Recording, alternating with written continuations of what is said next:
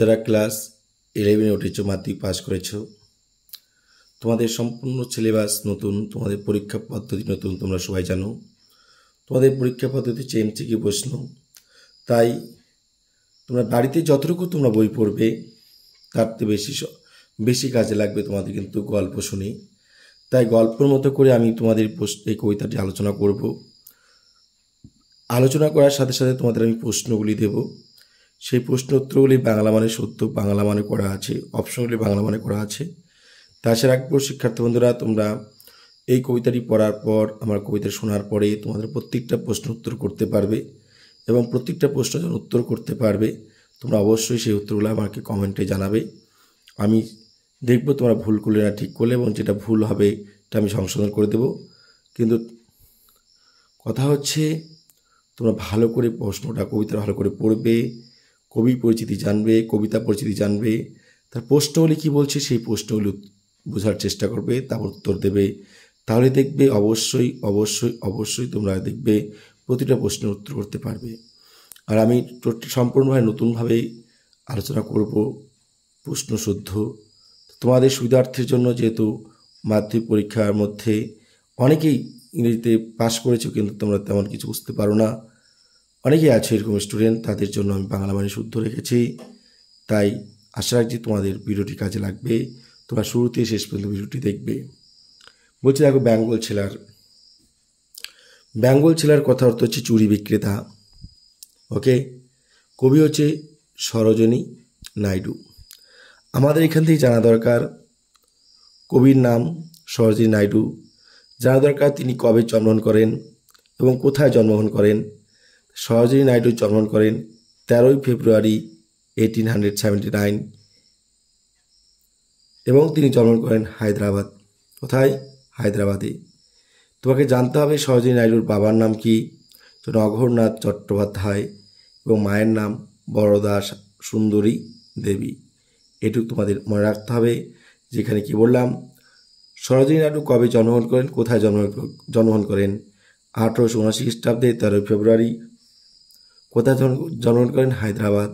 তার বাবার নাম অঘোরনাথ চট্টোপাধ্যায় এবং তার মায়ের নাম বরদা সুন্দরী দেবী। তার যে শিক্ষা জীবন সেটা ছিল Nizam college, King's college, London, Girton college, Cambridge. এগুলো তোমাদের একটু মনে রাখতে হবে, কারণ এখান থেকে তোমাদের কিন্তু শর্ট প্রশ্ন আসার চান্স রয়েছে। যেহেতু তোমাদের পার্টটা হচ্ছে MCQ, এখানে প্রশ্ন আসার কিন্তু অবশ্যই চান্স রয়েছে। এবার দেখো তারপর কি বলছে, স্ট্রিক্ট ফলোয়ার অফ গান্ধীজি। তিনি কিন্তু গান্ধীজিকে অনুকরণ করতেন বা অনুসরণ করতেন। আর ইন্ট্রোডিউস বলতে দেখো কি বলছে, ইন্ট্রোডিকশন টু পলিটিক্স, অর্থাৎ তিনি রাজনীতিতে প্রবেশ করেন গোপাল কৃষ্ণ গোখলের হাত ধরে। গোপাল কৃষ্ণ গোখলের হাত ধরে তিনি রাজনীতিতে প্রবেশ করেন। ঠিক আছে, এবার দেখো তিনি ছিলেন কি বলছেন, first as a woman president of the Indian of national Congress and the governor of the state of India. অর্থাৎ তিনি ছিলেন ভারতবর্ষের মধ্যে মহিলা জাতীয় কংগ্রেস যে আছে সেই জাতীয় কংগ্রেসের প্রথম মহিলা সভাপতি, এবং উত্তরপ্রদেশের তিনি ছিলেন একজন, উত্তরপ্রদেশ যে আছে উত্তরপ্রদেশ রাজ্যের তিনি কিন্তু একজন ছিলেন গভর্নর, রাজ্যপাল। যদিও এখানে উত্তরপ্রদেশ লেখাটা নেই, তোমরা রাখবে উত্তরপ্রদেশে তিনি কিন্তু রাজ্যপাল ছিলেন। Started writing from the age of 12, তিনি 12 বছর বয়সে লেখা শুরু করেন, এটা মনে রাখবে। এবং তার one of her most popular poems, তার সবচেয়ে বিখ্যাত জনপ্রিয় যে কবিতা ছিল সেই কবিতার মধ্যে নাম ইন দ্য বাজার অফ হায়দ্রাবাদ, এটা মনে রাখবে। এবার তাকে বলা হতো দ্য নাইটিঙ্গেল অফ ইন্ডিয়া, ভারতীয় নাইটিঙ্গেল বলা হতো। এছাড়া বলা হতো ইন্ডিয়ান ইয়ার্স, এটা তার উপাধি এবং ডাকনাম, এগুলো তোমরা মনে রাখবে। ওকে, এবার যেটা মনে রাখা দরকার, এবার এই যে কবি সরোজিনী নাইডু, তিনি মারা যান 10 মার্চ অর্থাৎ 2 মার্চ 1949। ঠিক আছে, কী বলছে দেখো, কার্ডিয়াক অ্যারেস্ট। ঠিক আছে, হৃদরোগ আক্রান্ত হয়ে তিনি মারা যান, এটা কিন্তু মনে রাখবে। এবার এই যে কবিতা, এই তোমরা যে কবিতাটা পড়ছো, কবিতার নাম কি বলছে, বেঙ্গল ছেলার, দ্য বেঙ্গল ছেলার্স, চুরি বিক্রেতাগণ। কবি সরোজিনী নাইডু। কোথা থেকে নেওয়া হচ্ছে উৎস, ভালো করে মনে রাখতে হবে, the bird of time, publication কবে প্রকাশ পায়? 1912 খ্রিস্টাব্দে, 1912। জেনার কবিতার শৈলীটি কী ছিল? লাইরিক্যাল পোয়েম, গীতি কবিতা। স্টাইল অফ রাইটিং, এই রাইটিংটা কি, স্টাইল ধরনটা কেমন ছিল? রাইমিং কাপলেট, অর্থাৎ 2 লাইন করে ছন্দ মেলানো হয়েছে। ওকে, এবং রাইম স্কিম কেমন ছিল? AABBCC, এটা মনে রাখবে। তাহলে এই যে কবিতা যা আছে আমাদের, এই কবিতার কি কি বিষয় আছে সেই বিষয়ে আমরা জানলাম। কবি হচ্ছে সরোজিনী নাইডু, কবিতার নাম বেঙ্গল চিলার্স। কোথা থেকে নেওয়া আছে? The bird of time. কবে প্রকাশিত হয়? 1912 খ্রিস্টাব্দে। কবিতার কবিতা কি শৈলী কী ছিল? লাইরিক্যাল পোয়েম, গীতি কবিতা। রাইমিং, তারপর হচ্ছে স্টাইল অফ রাইটিং কী ছিল? রাইমিং কাপলেট, 2 লাইন করে মিলিয়ে লেখা হয়েছে। তাহলে কি আছে? Rhyme scheme, AABBCC। তাহলে এগুলো তোমরা জানলে এই প্রতিটি প্রশ্ন, আমি যতগুলি লাইন বললাম প্রতিটি লাইন থেকে কিন্তু শর্ট প্রশ্ন হওয়ার চান্স রয়েছে। তাই তোমরা প্রত্যেকটা জিনিস কিন্তু মনে রাখবে বারবার ভিডিওটি দেখার মধ্য দিয়ে। এবার দেখো আমরা চলে যাব কবিতার প্রথম পেজ।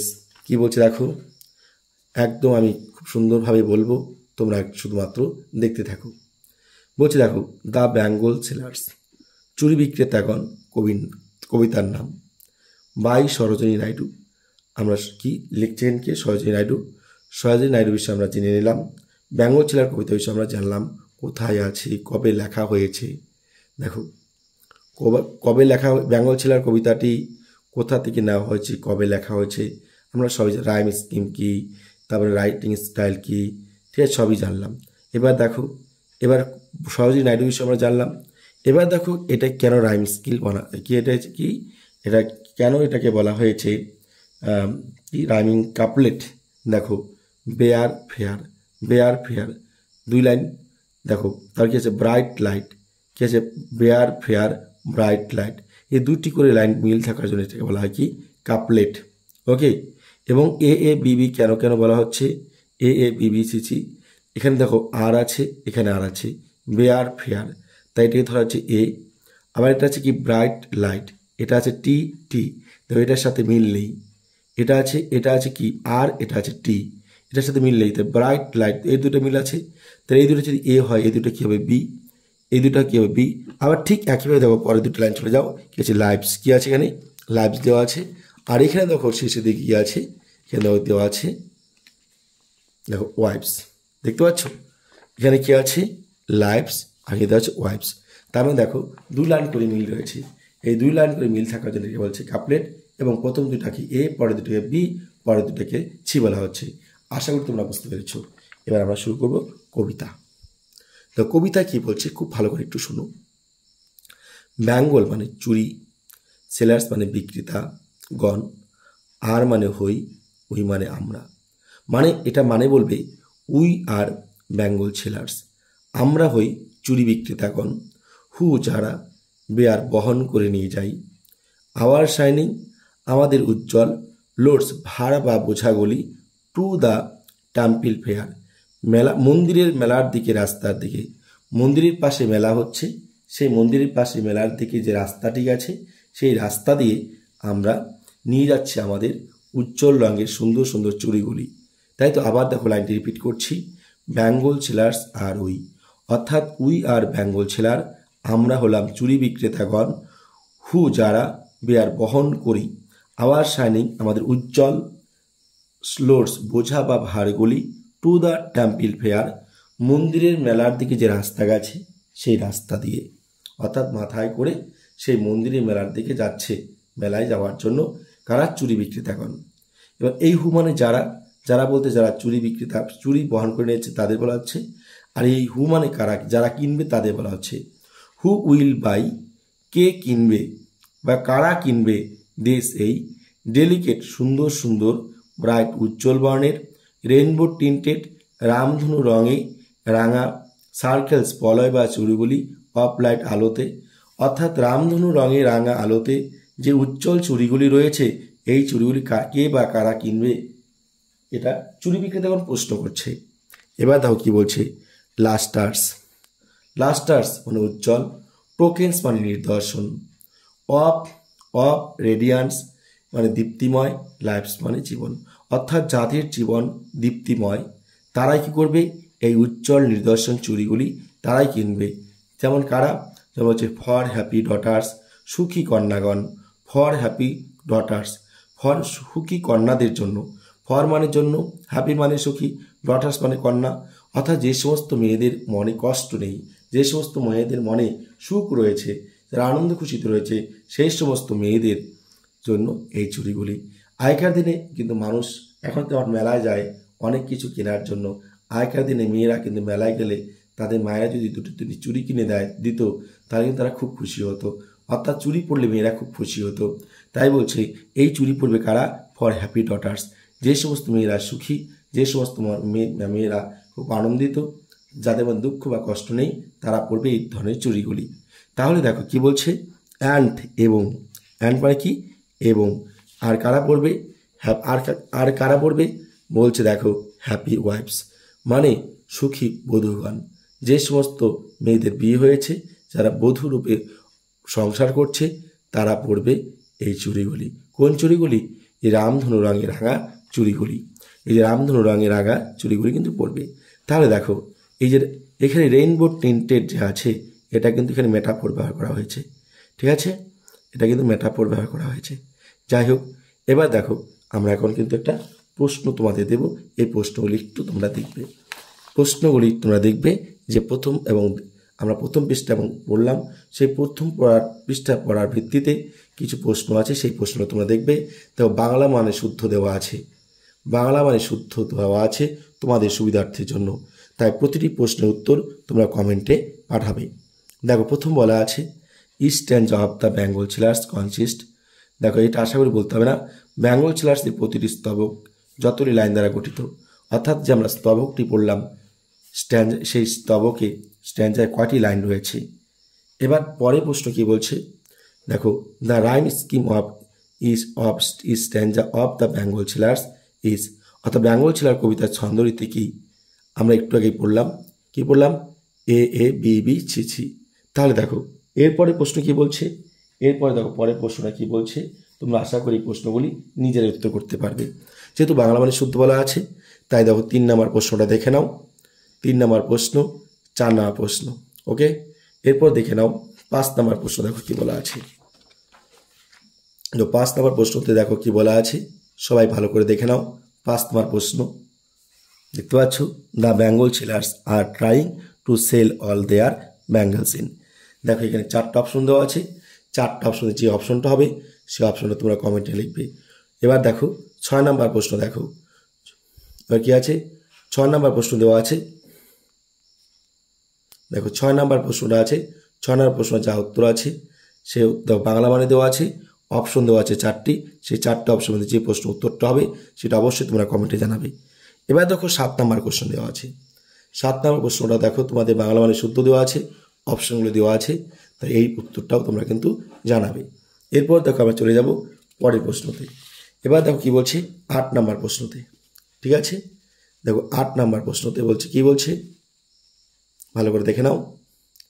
যে এটা হচ্ছে 7 নম্বর প্রশ্নের শেষ দিকে একটা অপশন ছিল, সেই অপশনটা 8 নম্বর প্রশ্ন। দেখো বাংলা মানে শুদ্ধ দেওয়া আছে, দেখো তোমরা আশা করি দেখতে পারবে এবং বুঝে বুঝে লিখতে পারবে। এবার দেখো এইখানে দেখো প্রতিটি প্রশ্ন তোমরা আশা করি বুঝতে পারছো, এবং যে প্রশ্নটা পারবে না সেটা অবশ্যই আমাকে বলবে, আমি উত্তর অবশ্যই করে দেব।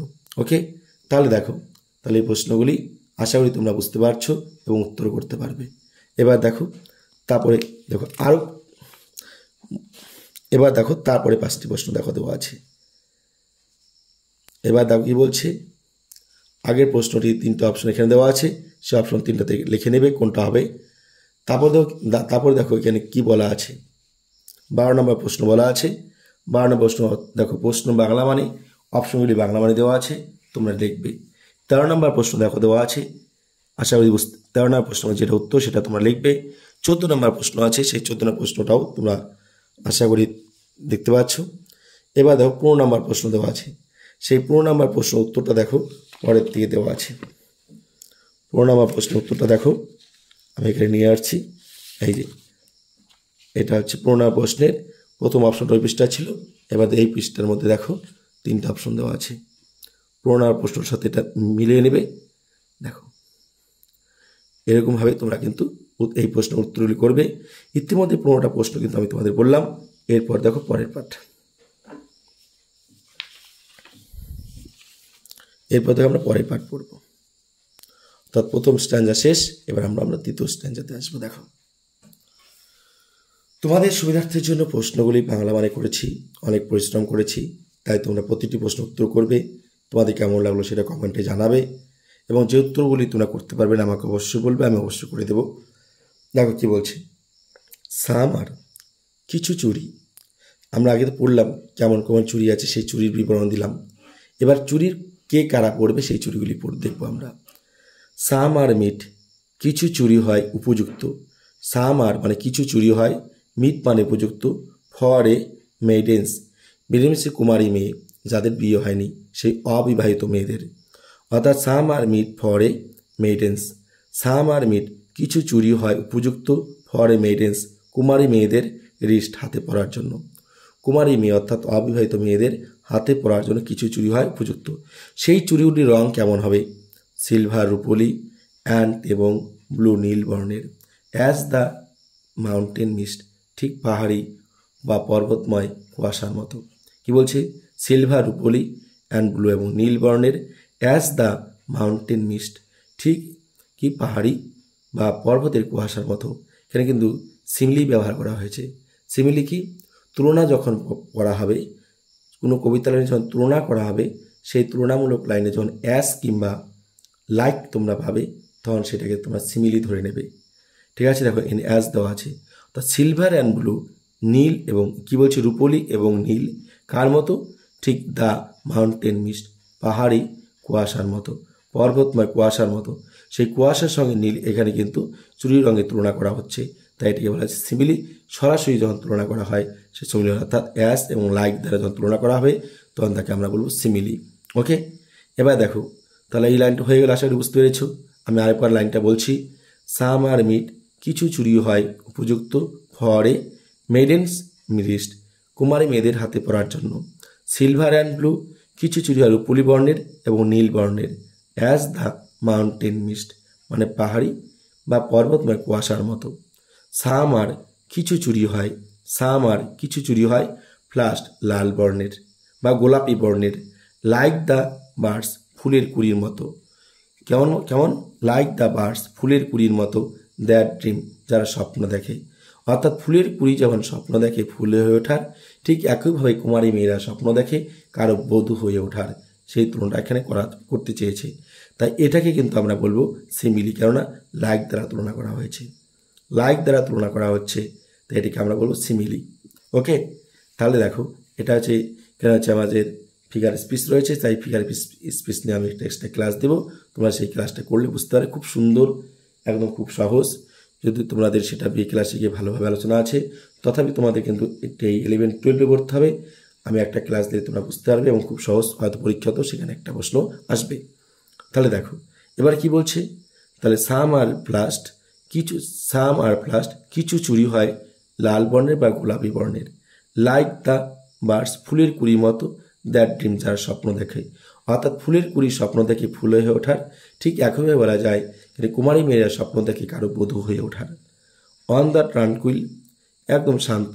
Bro of a woodland stream, যেমন বনের মধ্য দিয়ে যেমন ছোট নদী বয়ে যায়, সেই নদীগুলি যেমন শান্ত থাকে, ঠিক সেই রকম নদীর সঙ্গে তুলনা করা হয়েছে, নদীর সঙ্গে তুলনা করা হয়েছে।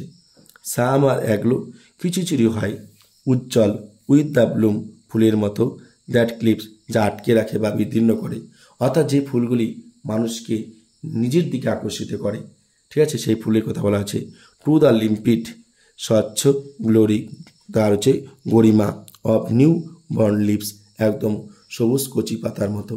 অর্থাৎ সবুজ কচি পাতা যেমন, একদম সবুজ কচি পাতা যেমন চকচকে থাকে, তার যেন দাগ থাকে না, তার সেখানে যেন তার কোনো রকম যেন খুঁত থাকে না, ঠিক এখানে বলছে, ঠিক সেই চুড়িগুলিকে বলছে এখানে, ঠিক সেই রকম ফুলের মতো।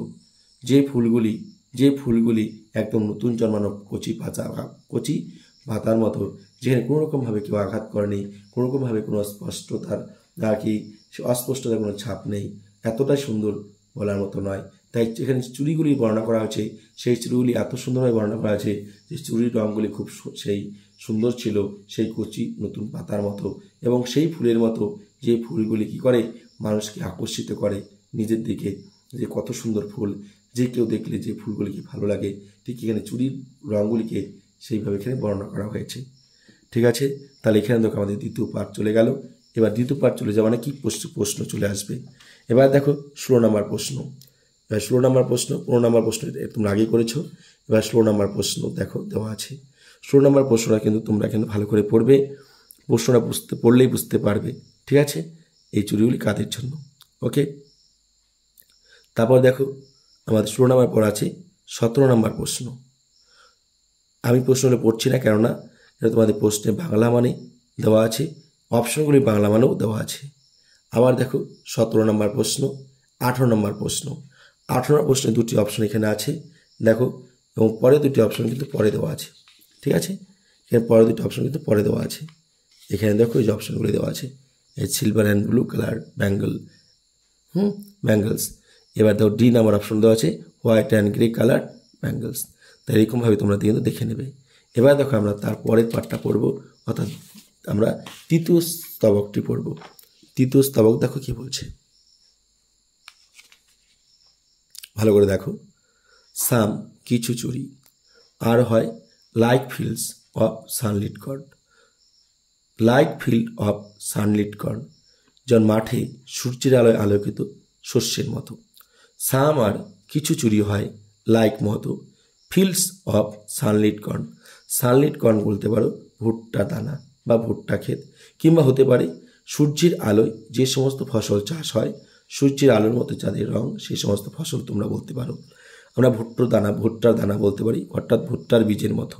তাহলে কিছু চুড়ির রং হয় ভুট্টার বীজের মতো। ওকে, ভুট্টার বীজের মতো চুড়ি কেমন হয়, সোনালী বর্ণের মতো। ঠিক আছে, প্রায় সোনালী বর্ণ। মিট উপযুক্ত ফর, যা কাদের জন্য, মিট ফর এ ব্রাইড, সেই চুড়িগুলি কনেদের জন্য উপযুক্ত। কাদের জন্য, কনেদের জন্য, মানে যাদের বিয়ে ঠিক হচ্ছে বা বিয়ে হবে। অন হার ব্রাইডাল মর্ন, যেদিন বিয়ে সেই বিয়ের দিন সকালবেলা পরার জন্য।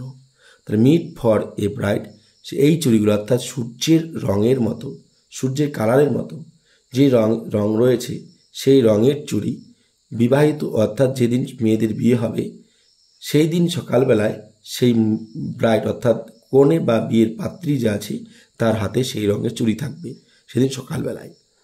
সাম কিছু চুড়ি লাইক হয় the flame of her marriage fire, যে অগ্নিশিখার মতো, যেটা তার বিবাহের যে যজ্ঞ হয় সেই যজ্ঞের মধ্যে যে আগুন জ্বলে, সে আগুনের যে রং, সেই রঙের মতো কিছু চুড়ি হয়। এগুলা কিন্তু এই যে লাইক বলছো, এগুলো কিন্তু সিমিলি ব্যবহার করা হচ্ছে, অর্থাৎ এখানে তুলনা করা হচ্ছে।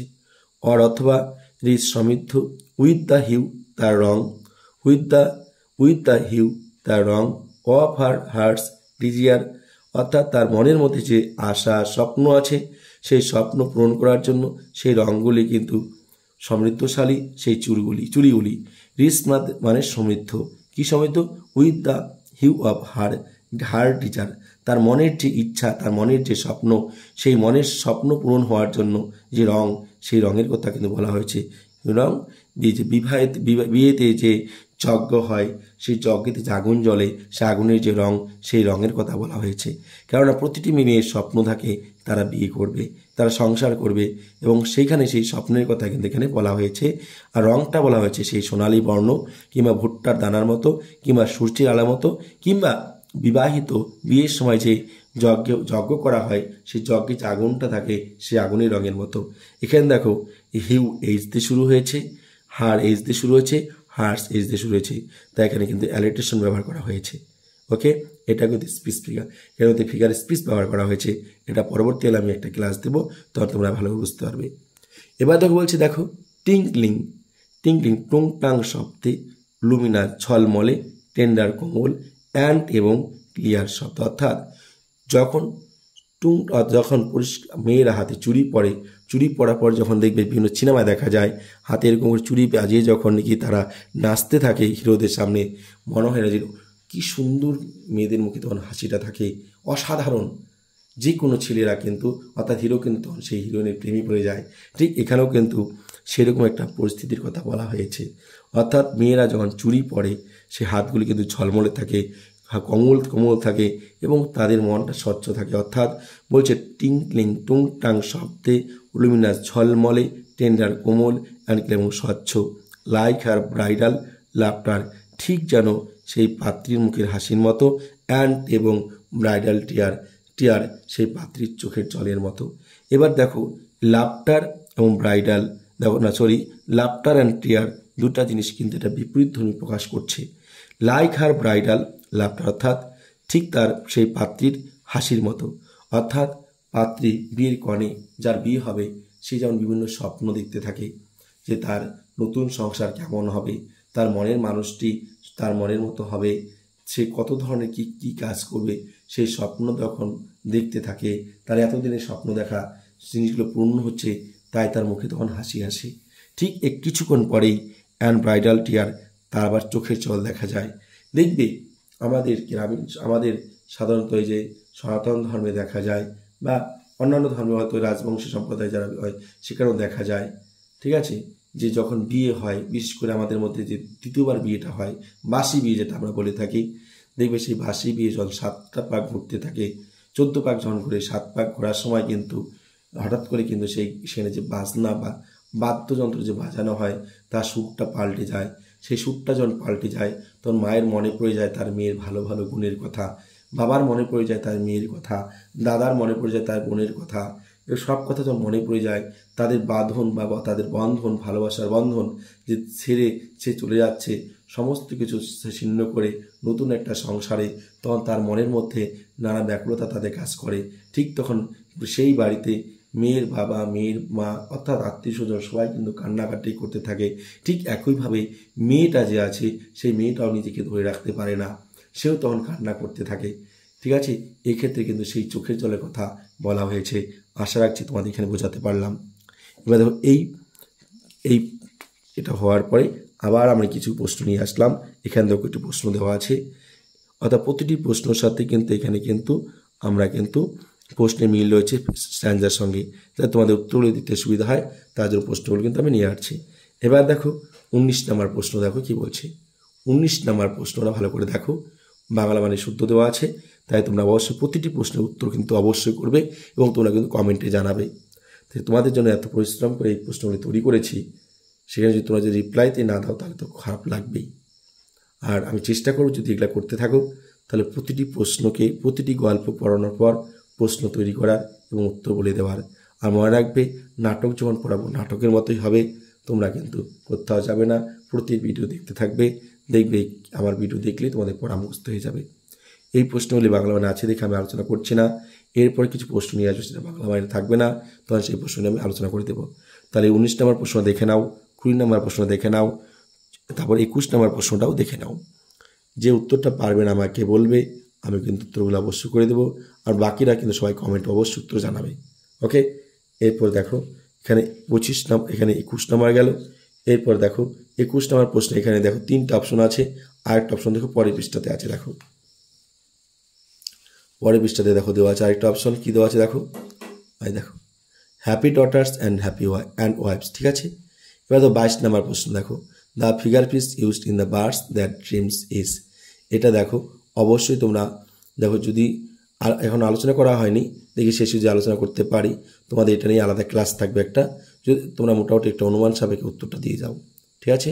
আমি ইতিমধ্যে তোমাদের দুটো আলোচনা করেছি, একটা সিমিলি একটা আলোচনা করেছি, অ্যালিটেশন কিন্তু একটা আলোচনা করেছি, আর মেটাফোরটা একটা আলোচনা করে দিচ্ছি। মেটাফোরটা কিন্তু তুলনা বোঝায়, যে তুলনার মধ্যে কিন্তু অ্যাস কিংবা লাইক থাকবে না, ঠিক আছে, পরোক্ষভাবে তুলনা বোঝাবে, সেটাকে মেটাফোর বলা হবে। আর পার্সনিফিকেশন কথা অর্থ হচ্ছে যে ব্যক্তিগত, অর্থাৎ কোনো বস্তুর মধ্যে ব্যক্তি তুলে ধরা হবে, বস্তুর মধ্যে ব্যক্তিকে দেখানো হবে, তখন তাকে বলা হয় পার্সনিফিকেশন। তাহলে আশা রাখছি তোমাদের 4টা জিনিসই আলোচনা করা হলো। সিমিলি কথার অর্থ হচ্ছে একটি লাইনের মধ্যে যখন দেখবে তুলনা বোঝাচ্ছে, সেই লাইনটির মধ্যে অ্যাস কিংবা লাইক আছে, তখন সেটাকে বলবে সিমিলি। মেটাফর কি, মেটাফর কথা অর্থ হচ্ছে তুলনা, এখানেও তুলনা বোঝাবে, কিন্তু সেখানে কোনো রকমভাবে অ্যাস কিংবা লাইক থাকবে না, সেটা হচ্ছে কি মেটাফোর। আর অ্যালিটেশন কথা অর্থ হচ্ছে একটি লাইনের মধ্যে একটি সেন্টেন্সের মধ্যে দুইয়ের বেশি ওয়ার্ড থাকবে, যে ওয়ার্ডগুলি একই লেটার দিয়ে শুরু হবে, যেটা একটু আগে বলছিলাম আমি। ঠিক আছে, একটা হার্ট ছিল, একটা হিউ ছিল। হ্যাঁ, যখন দেখবে যে একের বেশি ওয়ার্ড রয়েছে, দুইয়ের বেশি ওয়ার্ড রয়েছে একই লেটার দিয়ে শুরু, সেখানে বলবে, সেটাই বলবে অ্যালিট্রেশন। আর পার্সনিফিকেশন কি, কোনো একটা বস্তুর মধ্যে যখন তুমি ব্যক্তিগুণ পাবে তখন দেখবে কিন্তু সেটাই পার্সনিফিকেশন বলা হয়। একটু আগে বলছিলাম বার্ডসের কথা, বার্ডস অর্থাৎ কোনো ফুলের কুড়ি কিন্তু স্বপ্ন দেখতে পারে না, স্বপ্ন দেখে কিন্তু মানুষ, তাই এটা কিন্তু পার্সনিফিকেশন করা হয়েছে। ঠিক আছে, তাহলে চারটে মানে বলে দিলাম, এবার এই ভিত্তিতে উত্তরগুলা করবে। 23 নম্বর প্রশ্ন দেখো দেওয়া আছে, চারটে অপশন দেওয়া আছে, খুব সুন্দর প্রশ্নটা আছে। এটা কিন্তু দেখো প্রথম প্যারাতেই তোমরা পেয়ে যাবে উত্তরটা। এবার দেখো 24 নম্বর প্রশ্ন দেওয়া আছে, সেই 24 নম্বর প্রশ্নটা উত্তরগুলো তোমরা আশা করি পারবে। এবার দেখো 25 নম্বর প্রশ্নটা এখানে দেওয়া আছে, উত্তর এখানে অপশনটা কিন্তু পরের পৃষ্ঠা দেওয়া আছে। ঠিক আছে, তাহলে দেখো 25 নম্বর প্রশ্নটা, 25 নম্বর প্রশ্ন দেখতে পাচ্ছ, অপশনটা কিন্তু পরের প্রশ্ন দেওয়া আছে। দেখো আমি অপশনটা দেখিয়ে দিচ্ছি, এই দেখো অপশনটা দেওয়া আছে, বাংলা মানে প্লাস অপশনটা দেওয়া আছে, এই দেখো এই পৃষ্ঠায় এসে দেখো, এই দেখো। তাহলে এটা হচ্ছে 25 নম্বর প্রশ্নের বাংলা মানে, আর এখানে আছে ABCD দেওয়া আছে। এবার দেখো আমরা পড়ি, তারপর 26 নম্বর প্রশ্নতে যাব। আমরা শেষ স্ট্যান্ডাতে চলে আসছি। এবার দেখো কি বলছে, আমি এর আগে কবিতাটা আলোচনা করেছি, তোমরা সেখান থেকে দেখে নিতে পারো। টিচার্স করাবল চ্যানেলে গিয়ে তোমরা আরও কবিতার হাল বুঝতে পারবে। আজকে আলোচনা করছি শুধু প্রশ্নগুলি উত্তর করার জন্য। ওকে, তাহলে দেখো কি বলছে, সাম কিছু চুরি, সাম কিছু চুরি, আর হয় পার্পল মানে হচ্ছে বেগুনি, অ্যান্ড গোল্ড ফ্লেক্ট গ্রে, এবং কি ধূসর কি সোনালি বর্ণের। কিছু চুরি হয় বেগুনি বর্ণের এবং কিছু চুরি হয় গোল্ড ফ্লেক্স গ্রে, ধূসর সোনালি বর্ণের। For she who has journey through life midway, অর্থাৎ যাদের জীবনযাত্রা মধ্য বয়সে এসেছে।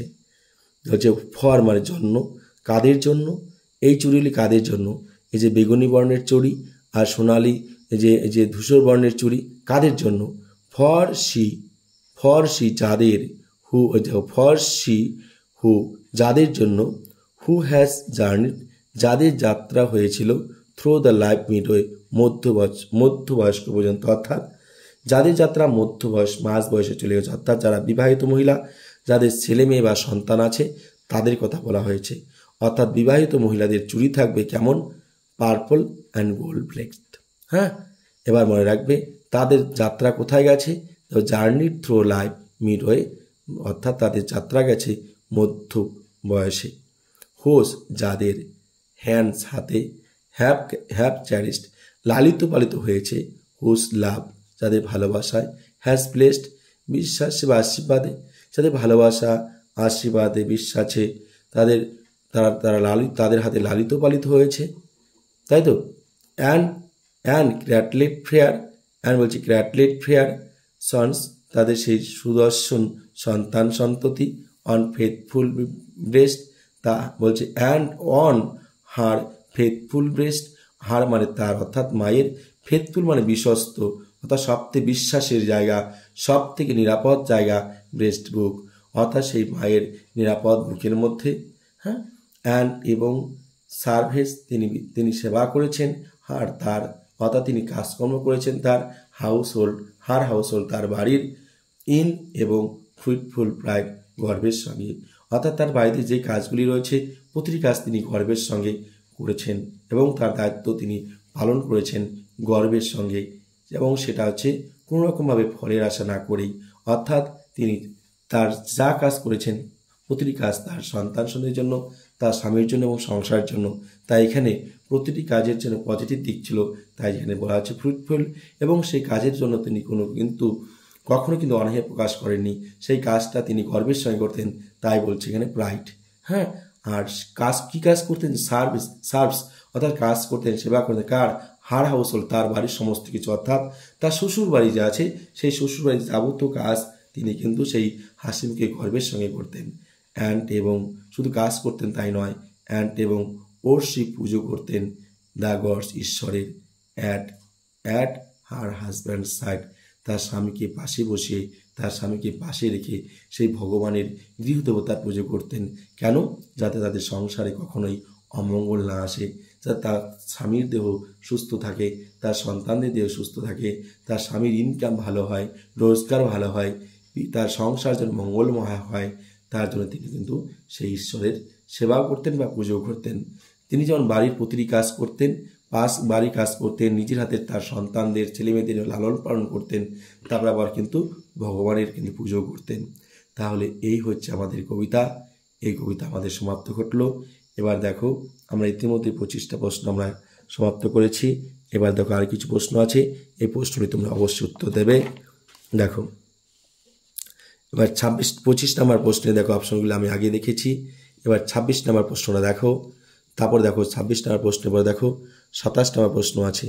প্রতিটি প্রশ্ন তোমরা ভালো করে দেখো এবং দেখার পর কিন্তু অবশ্যই উত্তর করবে। তারপর কিন্তু আমি তোমাদের অবশ্যই উত্তরগুলি আমি আলাদা একটা ভিডিওতে তোমাদের বিস্তারিত আলোচনা করে বুঝিয়ে দেব। ওকে, কিন্তু আগে তোমরা করে আমাকে উত্তরগুলি পাঠাও কমেন্ট বক্সে। এবার দেখো এরপরে প্রশ্ন আছে। এবার এখানে আমরা দেখো শেষে আমরা 28 নম্বর প্রশ্নটা দেখেছিলাম। 28 নম্বর প্রশ্ন দেখো, 28 নম্বর প্রশ্নের অপশন দেখো দেওয়া আছে এখানে, দেখো ভালো করে দেখো। 28 নম্বর প্রশ্ন, এই দেখো 28 নম্বর প্রশ্ন, তারপর কি দেওয়া আছে, অপশনগুলি দেওয়া আছে। এই দেখো 28 নম্বর প্রশ্ন, এই যে অপশনগুলি দেওয়া আছে। আশা করি এবার তোমরা বুঝতে পেরেছ। এবার 29 নম্বর প্রশ্ন দেখো ভালো করে। এবার 29 নম্বর প্রশ্নের অপশনগুলি দেওয়া আছে। 29 নম্বর প্রশ্নটা বাংলা মানে শুদ্ধ দেওয়া আছে, 4টে অপশন দেওয়া আছে, যেটা উত্তর সেটা লিখবে। 30 নম্বর প্রশ্ন দেখো দেওয়া আছে, তোমরা লিখবে। 31 নম্বর প্রশ্ন দেখো, 31 নম্বর প্রশ্ন 4টে অপশন দেওয়া আছে, লিখবে। এবার 35 নম্বর প্রশ্ন দেখো, 35 নম্বর প্রশ্নের এখানে মাত্র 2টি অপশন দেওয়া আছে, দেখো পরের পেজে অবশ্যই আছে। 35 নম্বর প্রশ্ন দেখো দেওয়া আছে, 35 নম্বর প্রশ্ন আচ্ছা এটা হচ্ছে 31 নম্বর প্রশ্ন। দেখো 31 নম্বর প্রশ্নের অপশনগুলো দেখো, এখানে 31 নম্বর প্রশ্ন দেওয়া আছে, দেখো পরে 31 নম্বর প্রশ্নের উত্তর অপশনটা কোথায় তারাও দেখে নিচ্ছি। দেখো 31 নম্বর প্রশ্ন দেওয়া আছে, এখানে দেখো 2টা অপশন দেওয়া আছে, এখানে দেখো 2টা অপশন দেওয়া আছে, এ বি সি ডি, দেখতে পাচ্ছ। এবার দেখো আমরা চলে যাচ্ছি 32 নম্বর প্রশ্নতে, তারপর দেখো আছে 33 নম্বর প্রশ্ন, এরপর দেখা দেওয়া আছে 35 নম্বর প্রশ্ন। ওকে, এবার আমরা চলে যাব 36 নম্বর প্রশ্নতে। 35 নম্বর প্রশ্নতে দেখো অপশনগুলি কিন্তু এখানে দেওয়া আছে, তোমরা দেখতে পাচ্ছ। 35 নম্বর প্রশ্নের এই যে অপশনগুলি হলো পাশাপাশি দিয়েছি, তোমরা উত্তরটা মিলিয়ে নেবে। এবার দেখো কত আছে, 36 নাম্বার, তারপর দেখো আছে 37 নাম্বার, 38 নাম্বার, ঠিক আছে। এবার আছে দেখো 38 নম্বর প্রশ্ন গেল। 39 নম্বর প্রশ্ন এখানে দেওয়া আছে, অপশন দেখো পরের পৃষ্ঠা দেওয়া আছে, দেখো এই দেখো।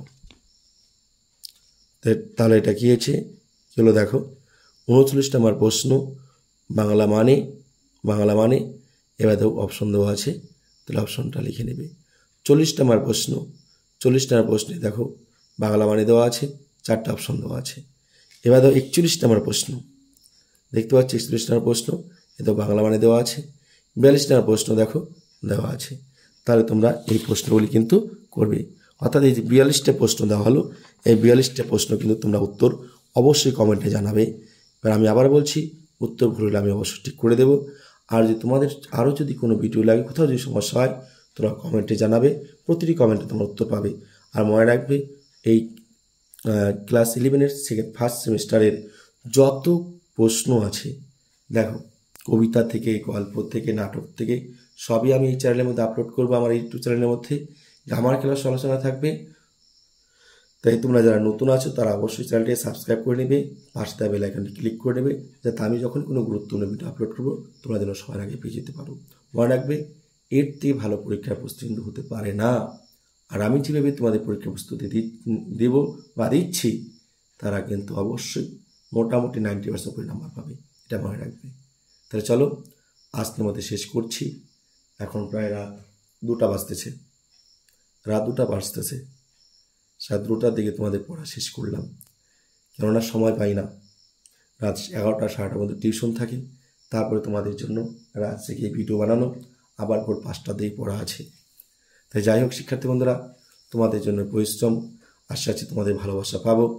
তোমরা অবশ্যই ভিডিওগুলি শেয়ার করবে এবং অবশ্যই যারা নতুন চ্যানেলে এসেছো তারা সাবস্ক্রাইব করে নেবে। তাহলে শুরুতে শেষ পর্যন্ত ভিডিও দেখার জন্য ধন্যবাদ দিচ্ছি সবাইকে। সবাই সুস্থ থাকবে, ভালো থাকবে এবং অবশ্যই পড়াশোনা করবে মনোযোগ সহকারে।